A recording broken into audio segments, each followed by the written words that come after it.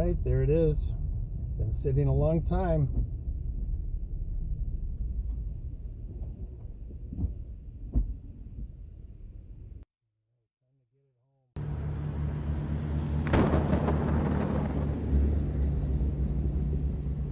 Well, I know it's not a flathead, but I couldn't resist purchasing this unrestored 1969 Chevy Corvette. Original motor, original transmission. It's only got 66,000 original miles. It even has the same owner since 1971. Original paint and interior. Mike, the seller, had it running about 7 years ago.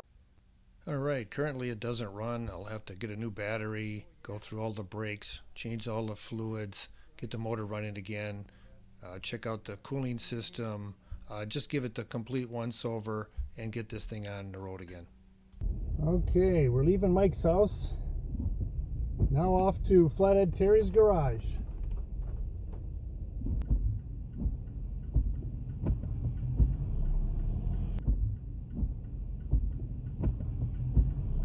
Well, welcome to Flathead Terry's garage. As you can see, there's an open spot right here. Got the coupe over there. And here comes my next project right now.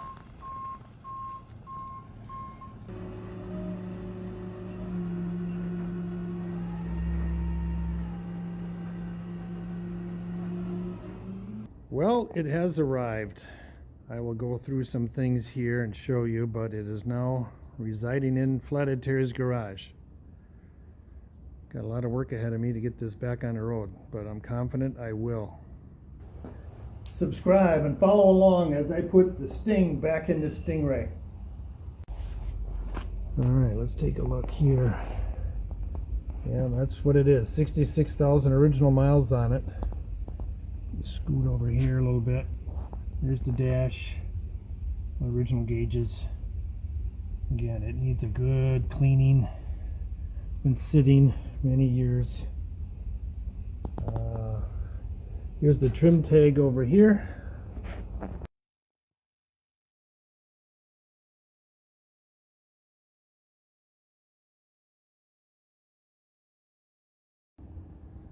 Alright, let's take a look inside. Mike was able to find some of the parts and other covers that he had. I think this is the bra, I think, that goes in the front from many years ago. Let me get that out. Then he also had the original air pump. Let's get that out. And what else has he got? Oh, the original jack for it. Let's get that out. And the original covers for the distributor. He put some new plugs and wires in it a while ago, so let's take those out. Alright, let's see what else he's got in here. He's got another pulley for some reason. And let's see what else has he got here. Okay, here's another. Oh, these are seat covers here. Get those out. That was in the car that Mike gave me here. Here we are. Got the fuel filter, one of the originals here. Here's some clips I see. Clips for the window lock, okay. Add to the collection. And then here's a manual. And then here are all of the other information here about the car over the years. Alright, let's pop the hood here. See what we got under the hood.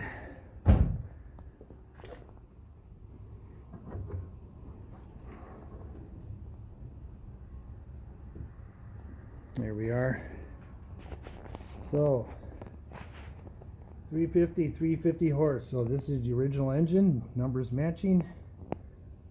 You can see it's been sitting a long time, but it is original. A couple incidentals here and there. Here, let me go around to the other side.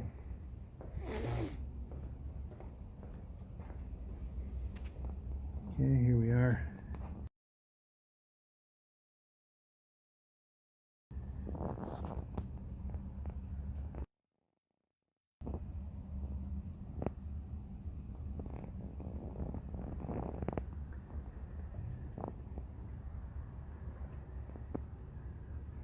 Okay, so got some work ahead of me.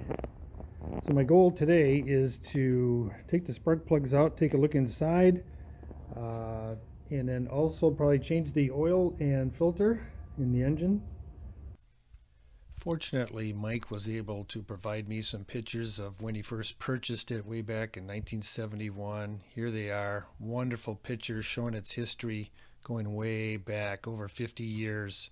You can see some of these shots. It's got the original side pipes. Here's more of a recent picture of where it stands today. This was probably taken in the 70s. And this Vette still has the original dealer emblem from Dale Chevrolet in Waukesha, Wisconsin. Here's an original ad from Dale Chevrolet that was in the local newspaper back in 1969. And when you bought a new car from Dale Chevrolet, you got this license plate on. Okay, the first order of business today was to remove the spark plugs on the passenger side. Here they are here. I used my snake right here to take a look inside the cylinders. They look really good. There's plenty of lubrication in there. So I'll show you a picture of one of them.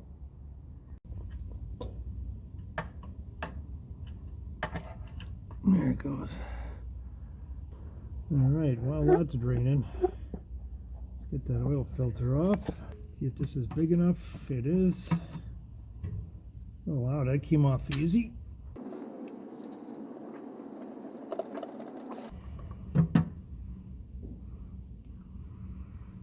Okay, I put the new oil filter in, filled it up with oil ahead of time, right up to the brim. Now to put the drain plug back in.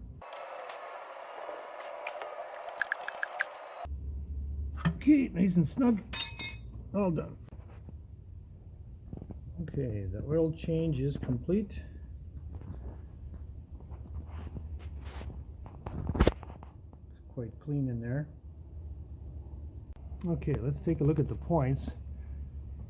I can hold the camera steady enough for you.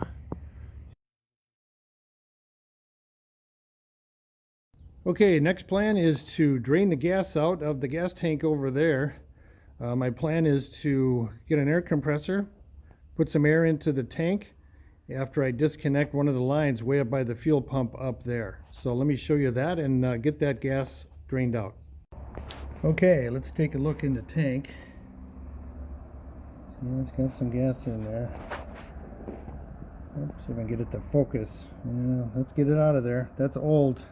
Okay, my plan is to disconnect that main line right there for the fuel.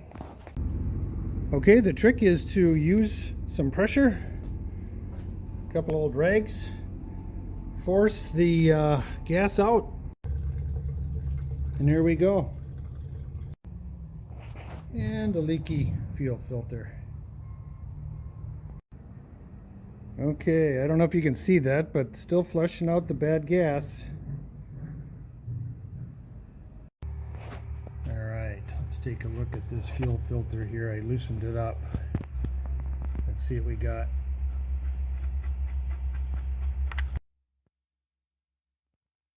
Alright. Yeah, that doesn't look too good in there.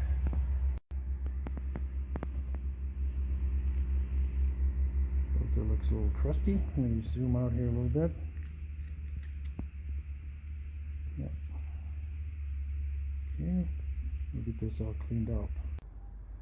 Okay, now that I've cleaned out the entire fuel system, put in a new fuel filter in both the carburetor and externally here, the points are good enough to run. I got spark, have fresh fuel. I put a new battery in it. Now it's time to fire it up.